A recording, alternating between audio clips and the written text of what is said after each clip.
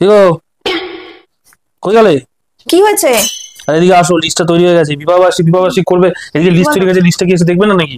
হ্যাঁ হ্যাঁ হ্যাঁ, দেখো, কি লিস্ট করেছো বলো। এই আগে মেনুটা করেছি।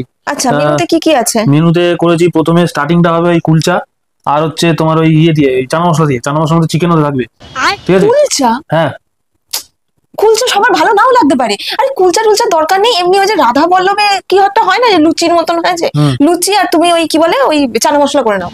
লুচির চানা মশলা। হ্যাঁ, লুচি করো, কারণ কুলচা টুলচা অনেকের ওই নরম নরম থাকবে, অনেকের খেতে ভালো লাগবে না, ওইটা বরং বেস্ট হবে। দরকার নেই, তার থেকে লুচির মতনই কিছু একটা করে নাও, লুচি বা রাধা বল্লভী। হ্যাঁ, তারপর আবার চানার মধ্যে চিকেন দিলেই তো অনেকে না খায়। হ্যাঁ, না না না না, চিকেন টিকেন দিও না, ওই প্লেন চানা মশলা করো। তাহলে আচ্ছা ঠিক আছে, প্লেন চানা মশলা লুচি হয়ে গেল। আচ্ছা, তারপরে দেখো এদিকে করেছি ফিশ ফ্রাই। ফিশ ফ্রাইটা করেছি, fish fry salad. Fish fry? তোমার কি মাথা খারাপ হয়ে গেছে? কেন? হ্যাঁ, ফিশ ফ্রাই অনেকেই যারা আর কি নন ভেজটা যদি না খায়, বাই চান্স যদি কেউ নন ভেজ না খায়, তখন ফিশ ফ্রাইটা কেউ খাবে? ফিশ ফ্রাই এর দরকার নেই। আর তার থেকে বড় কথা হচ্ছে ফিশ ফ্রাই, ফিশের এখন অনেক দাম। হ্যাঁ, সেটাও তো ঠিক। ফিশ টিশের দরকার নেই, ডিমের টেবিল। ডিমের টেবিলই করি। আচ্ছা আচ্ছা, শোনো শোনো, ভেজিটেবল চপ করলে কেমন হয়? ভেজিটেবল চপটা ভেজের আছে, সবার ভালো লাগে। আর তার মধ্যে যারা আমিষ খায় তারা তো নিরামিষ খাবেই, আর যারা নিরামিষ খায় তারা নিরামিষই পাচ্ছে। নিরামিষই পাচ্ছে। হ্যাঁ, তাহলে ওইটাই রাখো, হ্যাঁ, ভেজিটেবল চপ হয়ে গেল। আচ্ছা, তাহলে হচ্ছে এদিকে হচ্ছে রাধা বল্লভী লুচি লুচি লুচি, চানা মশলা ওই চিকেন ছাড়া, আর হচ্ছে ভেজিটেবল চপ। আচ্ছা, তারপরে দেখো হচ্ছে মেন কোর্সে ঢুকিয়ে এবার ওই মটন বিরিয়ানি আর হচ্ছে মটন কষা, ঠিক আছে? মানুষকে কি অসুস্থ করাবে নাকি? হ্যাঁ, এখান থেকে খাওয়া দাওয়া করে মানুষ কোথায় যাবে? বাড়ি যাবে নাকি হসপিটালে যাবে? অসুস্থ হয়ে যাবে খেয়ে। ওইসব বাদ দাও, হালকার মধ্যে আসো, যাতে মানুষ খেয়ে সুস্থ থাকতে পারে। তাহলে chicken biryani mutton chop. Chicken biryani মানে চিকেন আবার মাটন?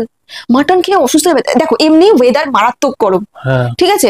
গরমেই মানুষের শরীর অর্ধেক খারাপ হয়ে যাচ্ছে, তার মধ্যে মাটন খেয়ে শরীর যদি আরো গরম হয়ে যায়, দরকার নেই, পেট খারাপ হয়ে গেলে।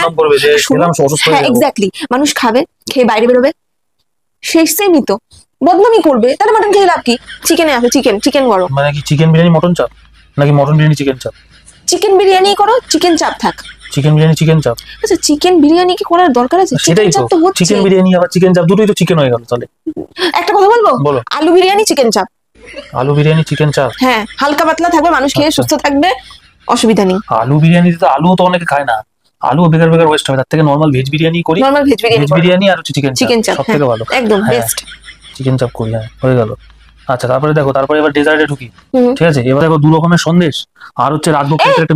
দাঁড়াও, তোমার কি মাথা খারাপ? একটা বাড়ি ছাড়া আরেকটা বাড়ি পরেই, মানে প্রত্যেক ঘরে ঘরে, অ্যাকচুয়ালি ছেড়েও না, প্রত্যেক ঘরে ঘরে এখন মানুষের সুগারের পেশেন্ট। তুমি কি মানে সন্দেশ মিষ্টি খাইয়ে মানুষকে কি সুগারটা হাই করানোর চিন্তায় রয়েছো? সে তারপর আবার সবাই এখন সচেতন হয়ে গেছে। হ্যাঁ, তার মধ্যে আমার ফিঙ্গার কনসিয়াস, সবাই যে মিষ্টি খেতে চায় না, তখন মিষ্টিগুলো কি করবে? দোকানে কি নেবে? নেই, ক্যাটারিং ছেলেরা নিয়ে চলে যাবে, খাই লাভ কি আছে? দরকার নেই 2 রকমের সন্দেশ। তাহলে একটা সন্দেশ, একটা মিষ্টি রাজভোগ। একটা কথা বলি, বলো, সুগার ফ্রি মিষ্টি করো। Sugar free Sandesh? হ্যাঁ, সুগার ফ্রি রাখো। হ্যাঁ, সুগার ফ্রি সন্দেশ রাখো। আর রসগোল্লা কালাকানা সুগার ফ্রি সন্দেশ, ও বললে ওরা করে দেবে। আচ্ছা আচ্ছা, আর ইয়ে সুগার ফ্রি সন্দেশের কিন্তু দাম বেশি। আমি একটা কথা বলবো, সুগার ফ্রি সন্দেশ না অনেকে খেতেও চাইবে না। সন্দেশ বাদ দাও, শুধু রসগোল্লা রাখো। রসগোল্লা, রাজভোগ না রসগোল্লা, শুধু প্লেন রসগোল্লা। আর রাজভোগ আবার বড় সাইজ হয়, অনেক অর্ধেক খাবে, খেতে পারবে না, মানুষ ডাস্টবিনে ফেলবে। একটা নরমাল 5 টাকা 10 টাকা ছোট ছোট, 8 টাকা যে ছোট ছোট, 8 টাকারই ঠিক আছে, 10 টাকাটাও বড় হয়ে যাচ্ছে। আচ্ছা, তারপরে দেখো ইয়ে করেছি, ওই ভাবছিলাম তো। তুমি দই লিখেছো? দইটা, হ্যাঁ, কারণ দই এখন কেউ খাওয়ায় না, দই আমরা সেটা। দই লিখেছো? তুমি কোন জামানাতে পড়ে রয়েছো গো?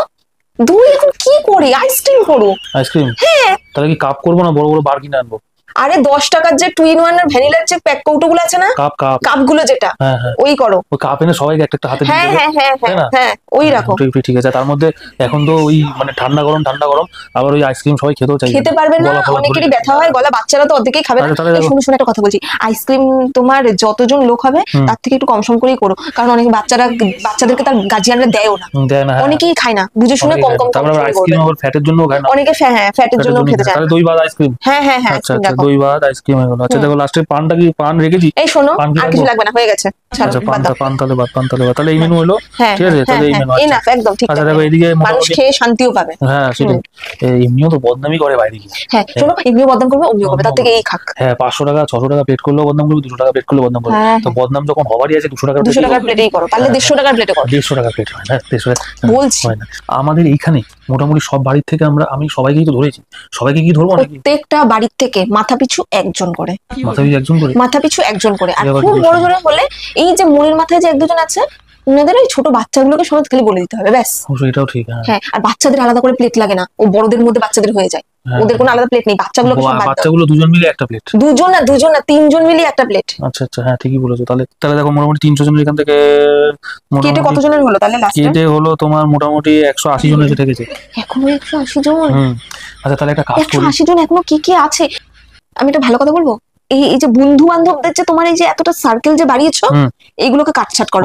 বন্ধুদের মধ্যে শুধু বন্ধুদেরকেই বলো, ওদের বন্ধুদের বউ তাদের আবার দুটো একটা করে বাচ্চা কাচ্চা বাদ দাও। এই মালগুলো এমনি তো সালা আসবে, কোনো গিফট না নিয়ে আসবে, ফ্রিতে এসে খেয়ে যাবে একজন। তার মধ্যে কি এই নামটা লিখে রেখেছিস জন্য ওর সাথে তোমার বন্ধুত্ব তো কাট হয়ে গেছে আজকে কতদিন হয়ে গেল? না মালটার নাম ধরে তো কথা বলছো না, নাম লিখে রেখেছি, খোঁজ খবর পাই। হবে না বাদ দাও। আচ্ছা তাহলে ওকে ওর নামটা কাটো, বাদ 5-6 দিনের উপরে হয়ে গেছে কথা হয়নি। আচ্ছা শোনো না, তাহলে মোটামুটি একটা কাজ করি, আমার তো মোটামুটি 20 জন মতন বন্ধু, তার মধ্যে তাহলে 2 জনকেই করি, 18 জন বাদ। 2 জন মেন আছে, 2 জনকে বলে তোরা একটু বেশি খেয়ে নিস, কিন্তু তোরা বাইরে গিয়ে বলিস না, সার্কেলে গিয়ে বলিস না যে তোরা আমার বিবাহবার্ষিকীতে খেতে এসেছিস। তাহলে হয়ে গেল। ওরা যদি ঘরোয়ার মধ্যেই করছে, তারপরে সত্যি করে ওরা যদি মুখ বন্ধ রাখে তাহলে তো বাইরে কেউ জানতেই পারবে না। তাহলে আবার কি আছে? আমরাও ফটো ছাড়ছি না, কোনো ফটো আমরা ছাড়বো, কিন্তু কি বলতো আমরা বাড়ির মধ্যে যেগুলো হবে সেটা পরের কথা, অনুষ্ঠান বাড়ির দরকার নেই। ফটো ছাড়লে খরচা বেরিয়ে যাবে। অনুষ্ঠান বাড়ি কি এবার দরকার আছে নাকি? ছাদে প্যান্ডেল হলেই তো হয়ে যায়। ঠিক। অনুষ্ঠান বাড়িতে গেলেই এখন নাকটা কেটে টাকাটা নিয়ে নেবে 20,000-25,000 টাকা। সেটাও ঠিক। হ্যাঁ, ছাদটা যখন এত বড় আছে, ছাদেই করে নেওয়া যাবে। সব তো টেবিল চেয়ারে বসেই খাবে, টেবিল চেয়ারে যখন বসে খাবে তখন ছাদেই খাবে। 2-3টা টেবিল আর কয়েকটা চেয়ার করে পেতে দিলেই তো হয়ে যাচ্ছে। অনুষ্ঠান বাড়ি দরকার নেই, উনাকে এটা বাদ দাও। কমাবে ক্যাটারিং এর ছেলেগুলো, ক্যাটারিং এর বলা দরকার নেই। ক্যাটারিং এর ছেলে বলবো না, একটা কাজ করবো, ওই যে আমার যে 2টো বন্ধু আসবে, ওই 2টো বন্ধু আর আমি নিজেই দিয়ে দেবো। আর ঘরোয়া আমরা তো সব আছি, ও টুকটাক করে দিয়ে দেওয়া হয়ে যাবে। হ্যাঁ, দরকার নেই ক্যাটারিং এর ছেলে বলে লাভ। তাহলে দেখো মোটামুটি 300 জন থেকে 80 জন এসে ঠিকলো, ঠিক আছে? এই 80 জন থেকে তো আর বাদ দেওয়া যাবে না কোনোভাবে, এটা তো আমাদের ঘরেরই সব। হ্যাঁ, এই 80 জন থেকে আর কোনোভাবে বাদ দেওয়া যাবে না। তাহলে আমি কি বলছি, এই যে আমরা যে এগুলো করলাম লিস্ট, এগুলো কি তুমি বাইরে কোথাও বলেছো? বোকার মতন কথা বলছো। আমরা নিজেরা কথা না বলে বাইরে কি কেউ নিমন্ত্রণের কথা আগে থেকে বলে? আগে আমরা ডিসকাস করব কি মেনু হবে, কি সব ভেবেছি, তারপর না বাইরে বলবো। তার মানে বাইরে তুমি কোথাও কাউকে বলো না, তাই তো? তাহলে একটা কাজ করি, শোনো, বিবাহ বার্ষিকীটা তো আমাদের, কেউ তো জানেও না যে আমরা এবার অনুষ্ঠান করব, 80 জনকে খাওয়াবো, খরচাপাতিটা এত রয়েছে, তাতে আর অনুষ্ঠান করার দরকারই নেই। কেটে দিই পুরোটা, এই টাকা দিয়ে অংশ আমরা কোথাও দীঘাপুরি ঘুরে চলে আসবো। পুরী আবার অনেক খরচা যাবে। না পুরী না, তাহলে দীঘা বা মন্দারমণি ঘুরে চলে আসি, কোনো কিছু করার দরকার নেই, ছাড়ো। হ্যাঁ, ঠিকই বলেছো। তাহলে একটা কাজ করি, এই টাকা দিয়ে তাহলে আমরা দীঘা ঘুরে আসি, অনুষ্ঠান করার দরকারই নেই, ছাড়ো, এটাই বেস্ট। বেকার সব খরচাপাতি করে লাভ। আস্তে দেয়ালেরও কান আছে, আস্তে অত জোরে বললে হবে না, কেউ শুনে না বলবি এটা কানা বাড়ি, ঠিক আছে? তাহলে ওই কথাই রইলো, তাহলে সবকিছু ক্যান্সেল, কাউকে বলবে না যে আমরা কাক পক্ষেও যেটা ট্রেন না পাই যে আমরা কোনোদিন এরকম প্ল্যান প্রোগ্রাম করেছিলাম, ঠিক আছে? তাহলে ওই টাকা দিয়ে আমরা ঘুরে আসবো, ঠিক আছে? চলো, রাত হয়ে গেছে, এবার ঘুমাই, অনেক হয়েছে। ঠিক বুদ্ধি। আমি একটা কথা বলি, শুনো, এর থেকে একটা ভালো প্ল্যান আছে আমার কাছে।